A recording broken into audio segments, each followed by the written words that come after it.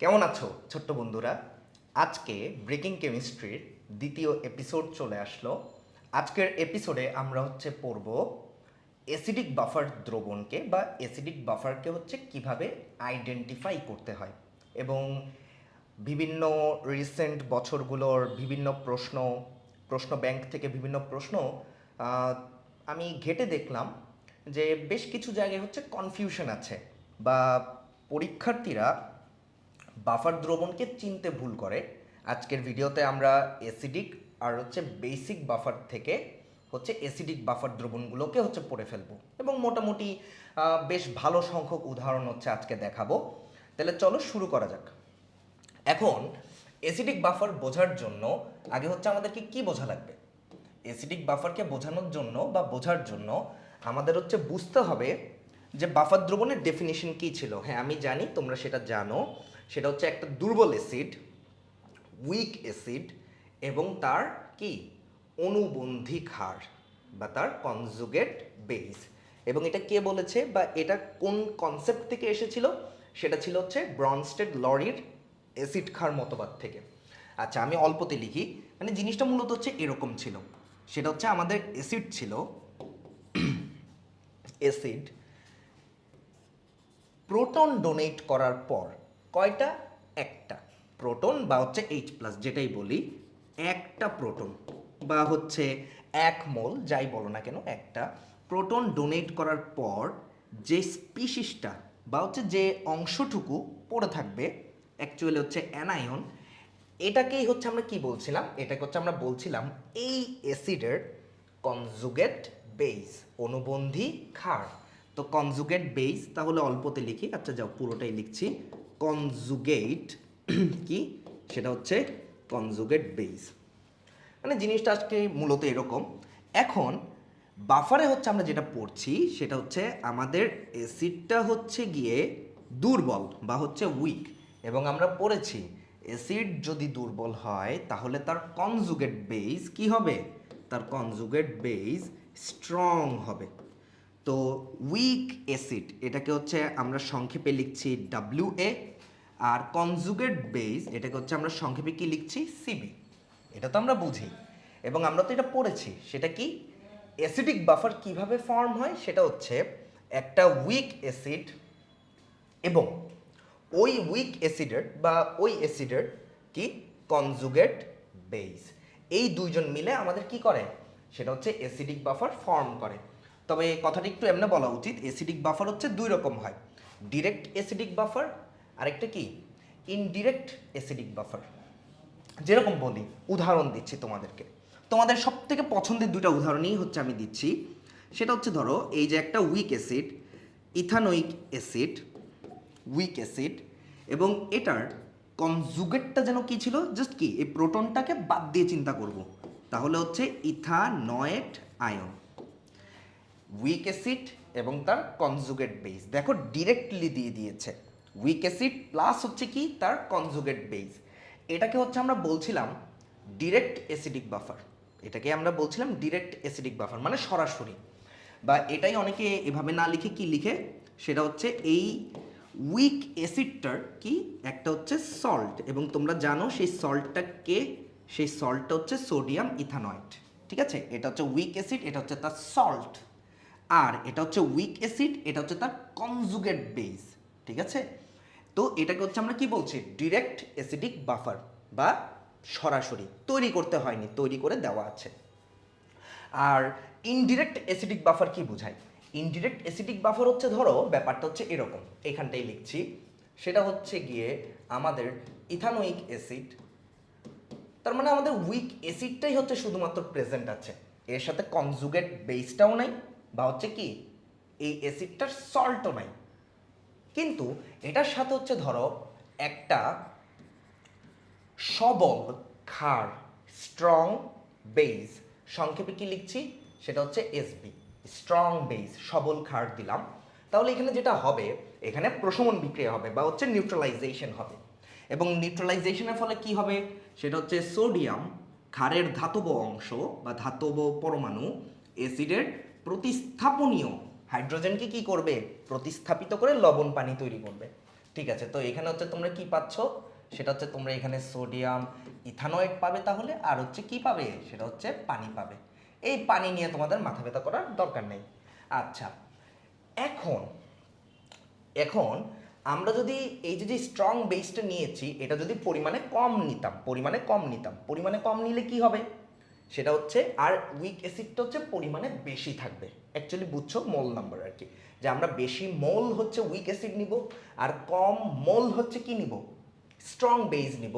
মানে আমরা ইচ্ছা করে আমাদের স্ট্রং বেসটাকে হচ্ছে আমরা লিমিটিং রিঅ্যাক্ট্যান্ট বানিয়ে দিব, সীমিত বিক্রিয়ক বানিয়ে দিব।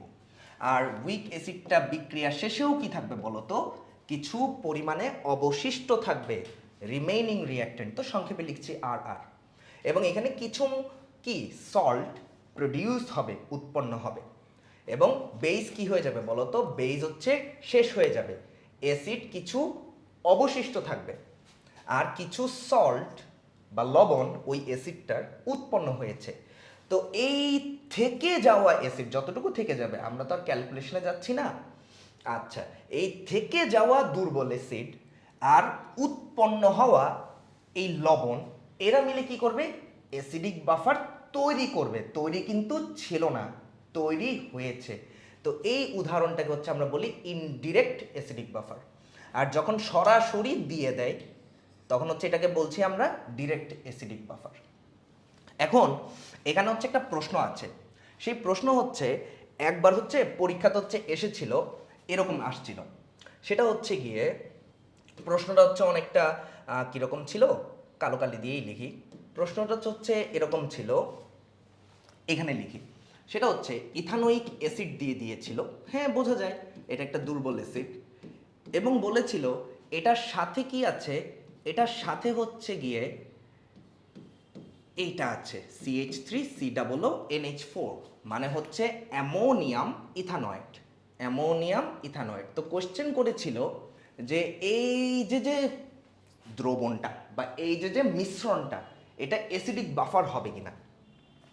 এখন তোমাদের মতো অনেকেই হয়তো বলতে পারো হ্যাঁ এটা তো অ্যাসিডিক বাফার হবে, কারণ এটা একটা উইক অ্যাসিড, আর এটা এই উইক অ্যাসিডের হচ্ছে লবণ, সল্ট, এবং বলবে এই সল্টটা কিভাবে আসছে, যারা একটু আধটু বুঝো তারা হয়তো বলবে যে ইথানোয়িক অ্যাসিডের সাথে যদি হচ্ছে আমরা একটা ক্ষারের বিক্রিয়া দিই এবং সেই ক্ষারটা অ্যামোনিয়াম হাইড্রোক্সাইড নিতে হবে, তাহলে যেটা হবে এখানে কি হবে, অ্যামোনিয়াম হাইড্রোক্সাইডের এই যে অ্যামোনিয়াম গ্রুপটা, অ্যামোনিয়াম আয়নটা অ্যাসিডের H+কে প্রতিস্থাপিত করে কি করবে, সেটা হচ্ছে অ্যামোনিয়াম ইথানয়েট হচ্ছে কি লবণ উৎপন্ন করবে, আর বাকিটা পানি। তো এখন যদি কনসেপচুয়ালি যদি আগাই, যে অ্যাসিডটা হচ্ছে বেশি থাকবে, ক্ষারটা হচ্ছে কি থাকবে, কম থাকবে, তাহলে বিক্রিয়ার পরেও কিছু অ্যাসিড অবশিষ্ট থাকবে, এবং এখানে এই অ্যামোনিয়াম ইথানয়েট লবণটা মাত্র উৎপন্ন হলো, এটা তো শেষ হয়ে যাবে। তাহলে এই থেকে যাওয়া অ্যাসিড, দুর্বল অ্যাসিড, এবং তার এই যে লবণ, এই লবণটা, তাহলে এই দুইজন মিলে কি অ্যাসিডিক বাফার তৈরি করবে না। তোমরা তো নর্মালি এভাবেই চিন্তা করবা যে তৈরি করার কথা, এইখানটাতেই হচ্ছে আমাদের ভুলটা হচ্ছে। ঘটনা হচ্ছে হ্যাঁ এটা ঠিক আছে, এই যে এটা যদি আমার অ্যাসিড হয়, এটা পুরোটা কিন্তু আমার অ্যাসিডের কনজুগেট না, আমার কনজুগেট কিন্তু এই অংশটা CH3COO-, আর NH4+টা কনজুগেট না, কিন্তু কনজুগেট হচ্ছে জাস্ট কোন অংশটা বলো তো, আমাদের এই অংশটুকু। ঘটনা হচ্ছে যখন আমরা লবণ বলি, মানে আমরা যখন বলি একটা দুর্বল অ্যাসিড, আর ওই দুর্বল অ্যাসিডের লবণ, যেটা তোমাদের বইয়েও বলা আছে কিছু কিছু বইয়ে, যে একটা দুর্বল অ্যাসিড এবং তার লবণ, এই দুজন মিলে কি করে, অ্যাসিডিক বাফার তৈরি করে বা ডিরেক্ট অ্যাসিডিক বাফার তৈরি করে। আমি এখানে জাস্ট একটা কথা বলতে চাই, যদি কেউ লবণ বলে, সল্ট বলে, তাকে চেক করতে হবে সেটা হচ্ছে সল্টটা বেসিক কিনা। এই সল্টটা কিন্তু বেসিক না, এটা একটা নিউট্রাল সল্ট হয়ে গেছে, হ্যাঁ এটা একটা প্রশম লবণ হয়ে গেছে, এটা অ্যাসিডিক বাফার তৈরি করবে না।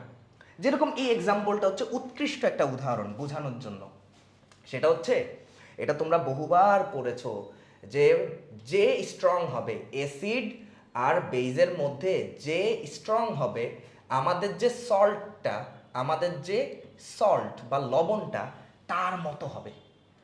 আমার অ্যাসিড হচ্ছে উইক, বেজ হচ্ছে স্ট্রং, তাহলে আমি এখানে যে সল্টটা পেয়েছি এটা অনেকটা বেইজের মতো হবে, বেইজের ক্যারেক্টারিস্টিক্স ওর মধ্যে থাকবে, মানে এটাকেই হচ্ছে আমরা বলতাম বাংলাতে হচ্ছে ক্ষারীয় লবণ, বেসিক সল্ট।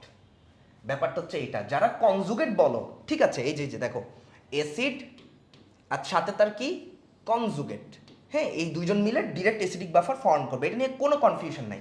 কিন্তু কনজুগেটটা আসলে কিভাবে আসে, কনজুগেটটা আসলে কিভাবে আছে, যেরকম দেখো এখানে এটা তো কনজুগেট, এই যে এই অংশটা তো আমার অ্যাসিডের কনজুগেট তাই না, এই ইথানোয়িক অ্যাসিডের কনজুগেটটাই তো এটা CH3C double minus conjugate base.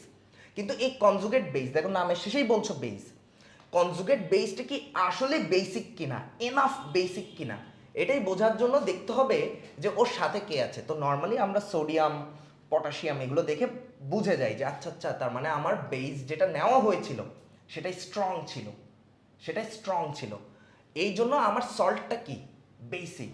তার মানে এইটা আর এইটা মিলে ডিরেক্ট অ্যাসিডিক বাফার ফর্ম করবে বা অ্যাসিডিক বাফার ফর্ম করবে, কিন্তু এটা আর এটা মিলে অ্যাসিডিক বাফার ফর্ম করবে না।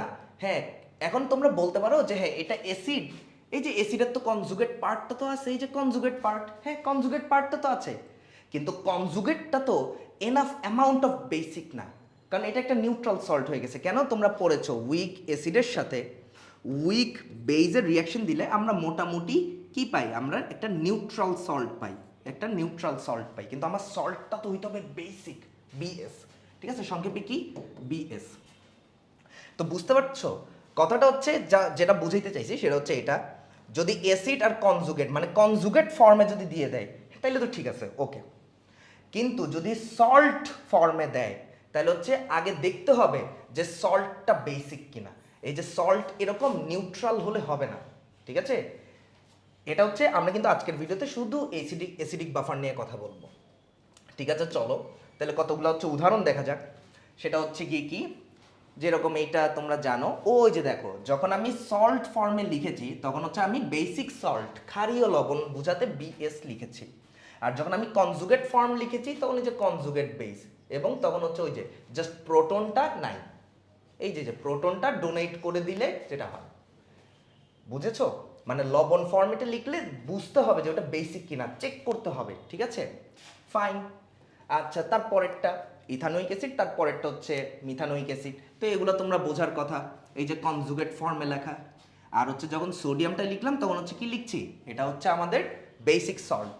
আচ্ছা এবার হচ্ছে বেনজোইক অ্যাসিড, এই অংশটা দেখে তোমাদের বোঝা উচিত এটা কি, এটা হচ্ছে বেনজোইক অ্যাসিড, বা নিচে আঁকাও আছে বেনজোইক অ্যাসিড, এই যে এই এইচ প্লাসটা, হ্যাঁ এই যে কনজুগেট ফর্ম হচ্ছে এই যে বেনজয়েট আয়ন, আর রিয়াকশন দিয়ে দেখো, বুঝো বেনজোইক অ্যাসিডের সাথে সোডিয়াম হাইড্রোক্সাইডের রিয়াকশন দাও, তাহলে কি পাবা, সোডিয়াম বেনজয়েট পাবা।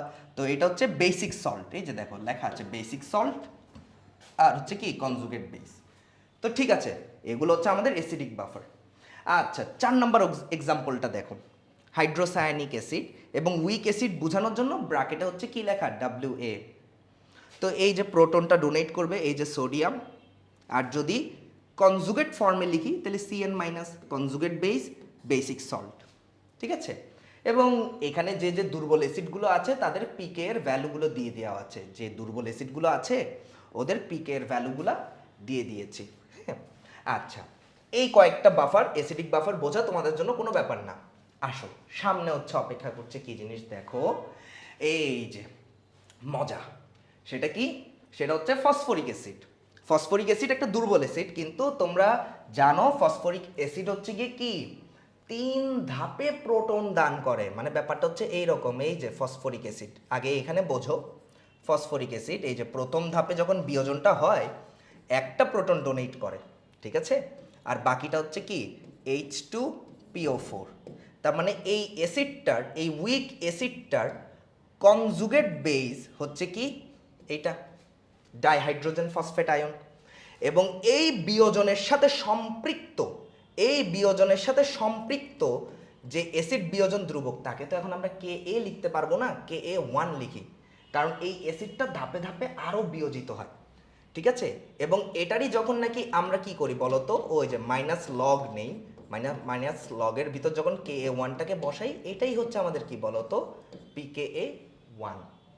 এবার জাস্ট কল্পনা করো এটা হচ্ছে উইক অ্যাসিড, এটা হচ্ছে ওর কনজুগেট বেস, আর কনজুগেট বেসের সাথে যখন সোডিয়াম লিখে দিচ্ছি একটা, তখন হয়ে যাচ্ছে বেসিক সল্ট। খেয়াল করো এই যে কনজুগেট বেস, আর এই যে দেখো বেসিক সল্ট, এই যে একটা হাইড্রোজেন সরে সেখানে সোডিয়াম বসেছে। আশা করি বুঝেছো ফসফরিক অ্যাসিডের সাথে আমরা আসলে একটা সোডিয়াম হাইড্রোক্সাইডের রিয়াকশন দিয়েছিলাম, একটা, এই যে এটা ফসফরিক অ্যাসিডের সাথে তিনটা না একটা সোডিয়াম হাইড্রোক্সাইডের রিয়াকশন দেওয়াতে হচ্ছে আমরা এটা পেয়েছি NaH2PO4, আর সাথে হচ্ছে পানি।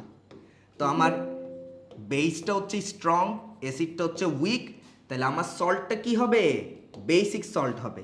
তো এই উইক অ্যাসিড আর তার বেসিক সল্ট মিলে কি করছে? ডিরেক্ট অ্যাসিডিক বাফার ফর্ম করছে। এবং অ্যাসিডটা কয়বার ডিসোসিয়েট হতে পারে? অনেকবার ডিসোসিয়েট হতে পারে, কারণ এগুলো হচ্ছে পলিপ্রোটিক অ্যাসিড, অনেকবার ডিসোসিয়েট হতে পারে। তো প্রথম ধাপের ডিসোসিয়েশনে যে ধ্রুবকটা, আয়নীকরণ ধ্রুবকটা বা ডিসোসিয়েশন কনস্ট্যান্টটা, সেটা হচ্ছে Ka1, সেটার নেগেটিভ লগারিদম নিলে pKa1। কেন এটা বললাম pKa1? কারণ ফর্মুলাতে হচ্ছে গিয়ে আমরা এখন pKa ইউজ করব না, এই ফার্স্ট বাফারটার জন্য pKa1 ইউজ করব। আচ্ছা, সেম ভাবে হচ্ছে দেখো যে আমাদের যে দ্বিতীয় বাফারটা কি? সেটা হচ্ছে এই যে আয়নটা দেখছো, ও কিন্তু স্টিল আরও 2টা প্রোটন ডোনেট করতে পারে, কারণ আমরা জানি ফসফরিক অ্যাসিড 3টা প্রোটনই ডোনেট করে, ধাপে ধাপে করে, এবং 3 ধাপের বিয়োজন 3 রকম, 3 ধাপের বিয়োজনে 3 রকমের অ্যাসিড বিয়োজন ধ্রুবক আছে, এবং ওগুলোর নেগেটিভ লগারিদম নিলে তাহলে 3 রকমের pKa পাবা। আচ্ছা, তো এটা কি আরোবার একটা প্রোটন ডোনেট করে? সহজ কথা, প্রোটন একটা করে ডোনেট করলে হাইড্রোজেন একটা করে কমবে আর একটা করে সোডিয়াম বাড়বে। ঠিক আছে, এই যে দেখো আমি প্রথমে সল্টটা লিখেছি। হ্যাঁ, এখন তোমরা বলবা উপরের লাইনে এটা তো বেসিক সল্ট ছিল, ঠিক আছে, তবে ওটা প্রথম বাফারটার জন্য, মানে এই বাফারটার জন্য, ঠিক আছে। কিন্তু যখন নাকি এটাকে এখন অ্যাসিড হিসেবে নিচ্ছ কেন, বা নিচ্ছি কেন? ঘটনা হচ্ছে ওর তো এখনো দুইটা প্রোটন ডোনেট করার অ্যাবিলিটি আছে, তাই না? বা আয়ন ফরম্যাটে লিখছি যে হ্যাঁ, এই আয়নটারও এখনো 2টা প্রোটন ডোনেট করার অ্যাবিলিটি আছে, এবং ও খুবই অল্প আয়নিত হবে। এই যে উইক অ্যাসিড, দুইটাই, এটা যৌগ আকারে লেখা, এটা আয়ন আকারে লেখা, ঠিক আছে। এবার হচ্ছে দেখো ওই যে এটা দিকে দেখো, একটা H+ ডোনেট করে দিছে, তাহলে 2টার জায়গায় এখন একটা হাইড্রোজেন আছে, এখানে আগে একটা মাইনাস ছিল, এখন 2টা মাইনাস হয়ে গেছে। আর মনে মনে বিক্রিয়াটা করো, আগে একটা সোডিয়াম ছিল, এখন সোডিয়াম একটা বেড়ে গেছে, জাস্ট বা এমনি চিন্তা করো 2টা মাইনাসকে ঠিক করার জন্য 2টা সোডিয়াম আনলাম। এই রিয়াকশনটা আর কি দেখাচ্ছি না, এই যে এটার সাথে আবার কি করতে হবে? সোডিয়াম হাইড্রোক্সাইডের রিয়াকশন দিতে হবে 1 মোলের, তাহলে হচ্ছে এই জিনিসটাকে পাবা। তো এবার দেখো এই যে বাফারটা হয়েছে, এটা কিন্তু ফসফরিক অ্যাসিডের দ্বিতীয়বার যখন বিয়োজন হচ্ছিল, প্রথম বিয়োজনের ফলে যে আয়নটা পেয়েছিলা তার হচ্ছে আবার বিয়োজন হবে, এই আয়নটারই আবার বিয়োজনের ফলেই তো এই আয়নটা পাবা, কনজুগেটটা পাবা। তার মানে টেকনিক্যালি ফসফরিক অ্যাসিড দ্বিতীয়বার বিয়োজিত হচ্ছে। তো এই যে দেখো এখানে ফর্মুলাতে pKa হচ্ছে গিয়ে pKa2 বসবে, মানে আমি একসাথে তোমাদেরকে ভিডিওতে মূলত 2টা জিনিস চিনাচ্ছি, যে কনজুগেটকে কেমনে চিনতে হয়, বা যখন সল্ট লিখবা তখন চেক করতে হবে সল্টটা আসলেই বেসিক কিনা।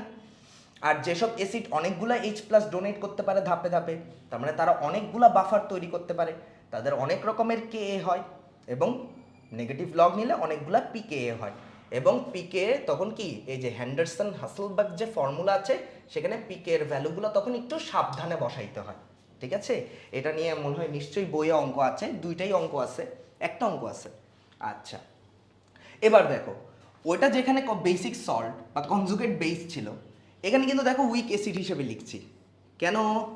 ঘটনা হচ্ছে এই যে আরেকটা প্রোটন লাস্ট যে H+টা, সেটা কিন্তু এখনো ডোনেট করার অ্যাবিলিটি কিন্তু এটার আছে, এই যে আছে কিন্তু, এবং খুব বেশি একটা আয়নিত হবে না, বা খুব বেশি একটা H+ দান করবে না, এই জন্যই তো উইক। তাহলে বলো তো এটার কনজুগেট কি হবে? এই যে এই প্রোটনটা ডোনেট করে দিলে PO4, চার্জ একটা 2- থেকে 3- হয়ে গেল, আর এখানে 2টা সোডিয়াম ছিল, এখানে 3টা সোডিয়াম হয়ে গেল, এবং এটা এই আয়নটা বা এই বেসিক সল্টটা অ্যাকচুয়ালি হচ্ছে পেয়েছো কি ফসফরিক অ্যাসিডের 3বার বিয়োজনে, বা 3 ধাপের বিয়োজনে। তো তৃতীয় ধাপের বিয়োজন Ka3 হতো, ওটার নেগেটিভ লগারিদম নিলে pKa3 হয়। বুঝতে পারছো? মানে আমি তোমাদেরকে দুইটা জিনিসই শেখাচ্ছি, কনজুগেট কেমনে চিনতে হয়, আর সল্টটা বেসিক কিনা সেটা চেক করতে হয়, আর কততম বিয়োজন ওই হিসেবে পিকেটাও ফর্মুলাতে ঠিক করে বসাইতে হবে, মানে একসাথে তিনোটা জিনিস। ঠিক আছে? সেম দেখো, ফসফরিক অ্যাসিড 3 বার বিয়োজিত হতো, এই জন্য 3 রকম বাফার ফর্ম করতে পারে। কার্বনিক অ্যাসিড 2 বার বিয়োজিত হয়, তো 2টা বাফার হয়। দেখো, সোডিয়াম বাইকার্বনেট বা বাইকার্বনেট আয়ন, প্রথম ধাপের বিয়োজন pKa1। আচ্ছা, এবার সোডিয়াম বাইকার্বনেট বা বাইকার্বনেট আয়নকেই হচ্ছে আমরা কি আবার উইক অ্যাসিড হিসেবে লিখছি। কেন? কারণ ওই যে একটা প্রোটন এখনও কি H+ হিসেবে ডোনেট করার মতো অ্যাবিলিটি ওর আছে, তবে খুব বেশি একটা ডোনেট করবে না বা খুব বেশি একটা আয়নিত হবে না। ঠিক আছে? এই জন্য হচ্ছে উইক অ্যাসিড। তো খেয়াল করে দেখো, এই জাস্ট এই জিনিসগুলো খেয়াল করলেই বোঝা যায়। এবং এখানে পিকে এর ভ্যালু কি বসবে? pK2 বসবে। ঠিক আছে?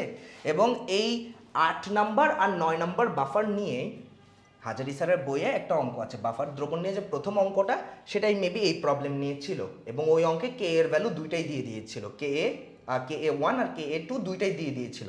যাই হোক, আমাদের তো ওটা নেগেটিভ লগারিদম লাগবে, মানে pK1 লাগবে নাহলে pK2 লাগবে, ভ্যালু কিন্তু দুইটাই দিয়ে দিয়েছিল।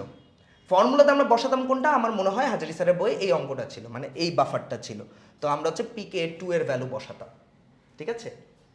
এবার আসো, এরকম বাফার আরও আছে, দেখো, চেষ্টা করে দেখো, H2S NaH বা হচ্ছে HS মাইনাস, প্রথম ধাপের বিয়োজন pKa1।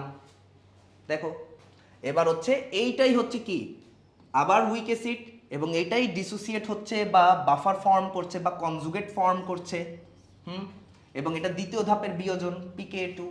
দেখো, বোঝার চেষ্টা করে, এবং পিকে এর ভ্যালুগুলো হচ্ছে আমি ইচ্ছা করছে গুগল থেকে হচ্ছে লিখে দিয়ে দিয়েছি আর কি, কোন অ্যাসিডটার পিকে এর ভ্যালু কত, মানে কার pK1 এর ভ্যালু কত, pKa2 এর ভ্যালু কত, এগুলো দিয়ে দিয়েছে। তারপর হাইড্রোফ্লুরিক অ্যাসিড, এটাও একটা উইক অ্যাসিড।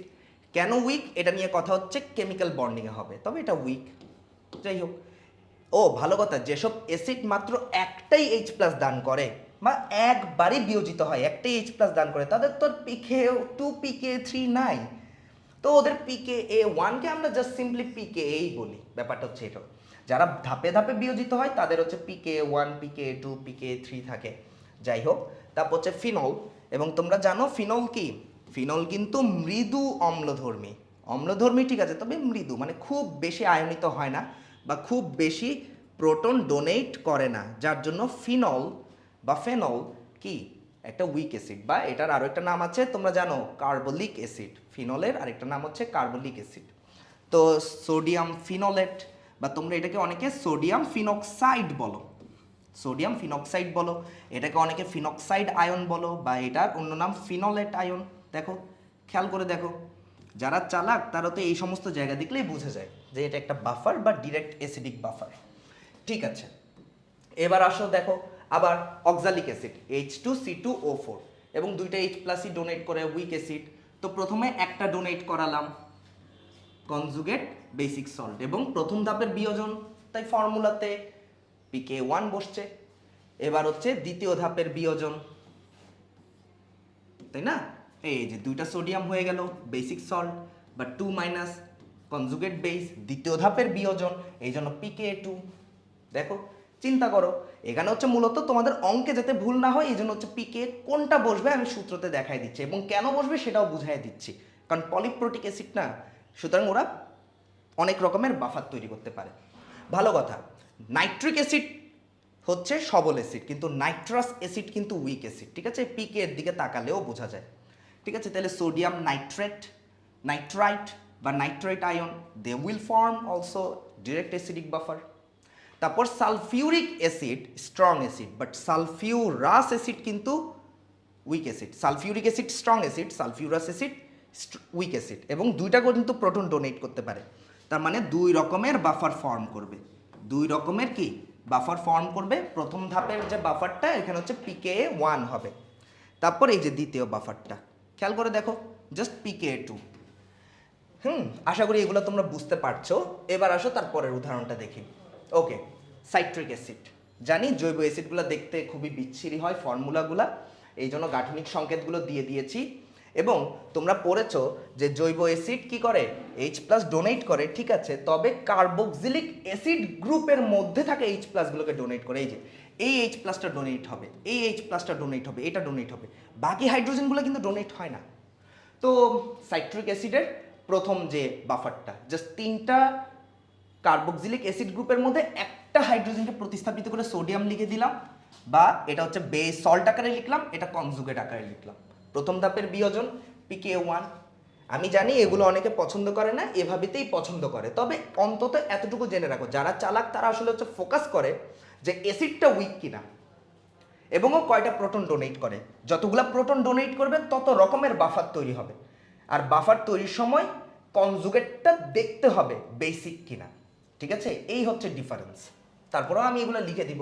এবার দেখো ওই সেম সাইট্রিক অ্যাসিড থেকে ওই যে বাকিটার বিয়োজন বা দ্বিতীয় ধাপের বিয়োজন বা দ্বিতীয় ধাপের বিয়োজনের ফলে যে বাফারটাকে বানানো যায়, ঠিক আছে। দেখো এখানে সোডিয়াম, এখানে মাইনাস, এখন 2টা সোডিয়াম, এখানে 2টা মাইনাস, দ্বিতীয় ধাপের বিয়োজন pK2। নামগুলো নিয়ে মাথা ঘামায় না, ঠিক আছে। তারপরেরটা দেখো তৃতীয় ধাপের, এই যে সোডিয়াম সোডিয়াম ছিল, মাইনাস মাইনাস ছিল, মানে যৌগ আকারে লিখলাম বা আয়ন আকারে লিখলাম, তবে উইক অ্যাসিড। এবার হচ্ছে তিনোটাই সোডিয়াম, তিনোটাই প্রতিস্থাপিত হয়ে গেছে বা তিনোটাই মাইনাস, ঠিক আছে, এটা কনজুগেট আকারে লিখলাম, আর এটা হচ্ছে বেসিক সল্ট আকারে লিখলাম। তৃতীয় ধাপের বিয়োজন pK3। এই তো। এবার দেখো same tartaric acid, tartaric acid, এই যে এই অংশটা হচ্ছে গিয়ে কার্বক্সিলিক অ্যাসিড গ্রুপ, এই অংশটা হচ্ছে গিয়ে কার্বক্সিলিক অ্যাসিড গ্রুপ। খেয়াল করে দেখো তাহলে এই যে একটা সোডিয়াম বা সোডিয়ামকে সরায় মাইনাস লিখলাম, প্রথম ধাপের বিয়োজন pK1। বা তোমরা যারা উপরে ফর্মুলাটা দেখতে চাও এগুলোও তোমরা পড়ে আসছো, অর্গানিকের মধ্যে টার্টারিক অ্যাসিড দেখে আসছো, এটা জাস্ট হচ্ছে গাঠনিক সংকেত দিয়ে লেখা, ঠিক আছে, বা কঙ্কাল সংকেত দিয়ে লেখা। আচ্ছা, তারপরেরটা দেখো দ্বিতীয় ধাপের বিয়োজন, এই যে দেখো সোডিয়াম মাইনাস, আর এবার দেখো এই যে কার্বক্সিলিক অ্যাসিড গ্রুপটা, এই হাইড্রোজেনটা প্রতিস্থাপিত হয়েছে সোডিয়াম দিয়ে বা মাইনাস। এই তো দ্বিতীয় ধাপের বিয়োজন pK2। তারপর লাস্ট ক্লোরোইথানোইক অ্যাসিড, ক্লোরোইথানোইক অ্যাসিড, এই যে ক্লোরোইথানোইক অ্যাসিড, এই যে H+ এর জায়গায় হচ্ছে কি সোডিয়াম, বেসিক সল্ট আকারে লেখা বা কনজুগেট আকারে লেখা, এটা একটা অ্যাসিডিক বাফার। এবার হচ্ছে ডাইক্লোরোইথানোইক অ্যাসিড, মানে ইথানোইক অ্যাসিডের 2টা হাইড্রোজেনকে প্রতিস্থাপিত করা হয়েছে অ্যালকাইল গ্রুপ থেকে।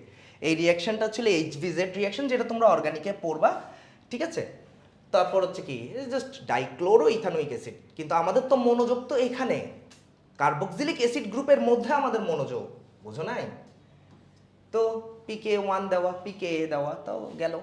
এবার এখন তোমরা বলবো যে ট্রাইক্লোরোইথানোইক অ্যাসিড নেই কেন? এই যে মানে যখন ইথানোইক অ্যাসিডের মিথাইল গ্রুপের 3টা হাইড্রোজেনকে প্রতিস্থাপিত করে যে অ্যাসিডটা তৈরি করা হয়েছিল ট্রাইক্লোরোইথানোইক অ্যাসিড, এটা নেই কারণ হচ্ছে এটা উইক অ্যাসিড না, এটা স্ট্রং অ্যাসিড। এই জন্য দেখো ইথানোইক অ্যাসিডের মধ্যে সাথে যে ক্লোরিনের বিক্রিয়া দিয়ে HVZ রিঅ্যাকশন আর কি, হেল-ভোলহার্ট-জেলেনিস্কি রিঅ্যাকশন, ওই রিঅ্যাকশন থেকে ইথানোইক অ্যাসিডের যে আরও যে যতগুলো জাতক ছিল, জাতক অ্যাসিড, সেই জাতক অ্যাসিডের মধ্যে monochloro ethanoic acid, dichloro ethanoic acid weak, কিন্তু ট্রাইক্লোরো ইথানোইক অ্যাসিড কি ছিল? স্ট্রং ছিল, ঠিক আছে। এটাকে এভাবেতে না লিখলে যদি না বুঝো তাহলে অনেকটা এরকম ছিল CCl3COOH, এটাই স্ট্রং অ্যাসিড ছিল। এবং বুঝছো তো স্ট্রং অ্যাসিড হলে তো হবে না, বাফারের প্রথম শর্ত হচ্ছে অ্যাসিড উইক হইতে হবে। And the last one হাইড্রাজোইক acid HN3, এটা হচ্ছে সোডিয়াম অ্যাজাইড বা এটা হচ্ছে অ্যাজাইড আয়ন, দুর্বল অ্যাসিড বাফার ফর্ম করে।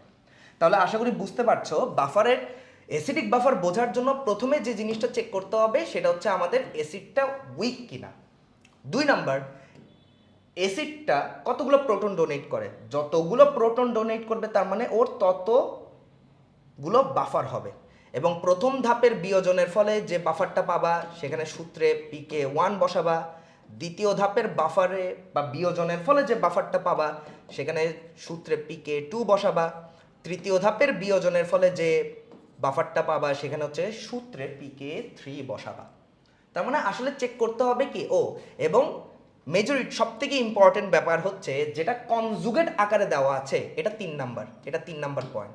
2 নাম্বার পয়েন্ট হচ্ছে চেক করতে হবে কনজুগেট বেসটা বেসিক সল্ট কিনা, মানে ওর মধ্যে বেসিক ক্যারেক্টারিস্টিক্সটা বেশি কিনা এটা চেক করতে হবে। এই তিনটা জিনিস চেক করলে আশা করি তোমরা সব অ্যাসিডিক বাফারকে চিনবা, এমসিকিউ হোক, সিকিউ হোক এবং ম্যাথ হোক, এবং সূত্রে কোনটা কেমনে বসাবা সব বুঝবা। আশা করি আর আটকাবা না।